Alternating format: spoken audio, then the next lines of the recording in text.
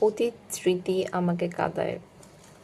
যে অতীতে কেউ ছিল না আমার স্মৃতির পটে, আজও সে নেই কাছে, আছে বহু দূরে। একজনকে আমি ভীষণ ভালোবাসতাম, বিবর্ণ বসন্ত বেলায় ফোটা সে আমার ভালোবাসার প্রথম কদম ফুল।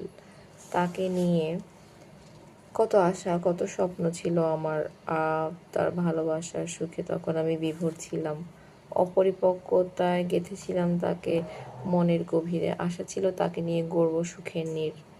কেমন করে যে ব্যর্থ হলাম তার পরশতে। অলক্ষ্যে বিধাতাকে বলি, কেন আমার প্রতি করলে এমন অবিচার।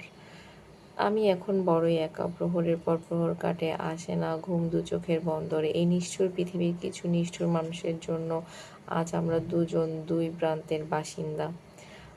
আমরা সুখে নীড় গড়তে চেয়েছিলাম জীবন নদীর মেলা ঘরে। বলতে পারবো সে নদী কেন শুকিয়ে যায় অসময়ে, কেন পুষ্পিত হওয়ার আগেই শুকায় বোটা, ঝরে পড়ে মুকুলিতে স্বপ্ন মুকুল। কেন এত ব্যর্থতার পুঞ্জীভূত ব্যথা কাঁদায় আমায়। অতীতের সেই স্মৃতিগুলো মনের গহীনে শুধু নীল যন্ত্রণা হয়ে আছে। আমাদের সেই সুখময় মুহূর্তে দমকা হাওয়ার মতো কালবৈশাখী ঝড় এসে আমার জীবন থেকে তাকে বিচ্ছিন্ন করে নিয়ে যায়। নিজেকে তখন খুব অপরাধী মনে হতো এই পৃথিবীতে শুধু আমি দুঃখ পাবার জন্য এসেছি। আমার বুকের ভেতর নীল একটা কষ্ট সারাক্ষণ তাড়া করে ফেরে। তাকে নিয়ে যে আমার সোনালি স্বপ্ন ছিল, সেই সোনালি স্মৃতিরা মৃত মাধুরীর মতো আমাকে আজও কাঁদায়।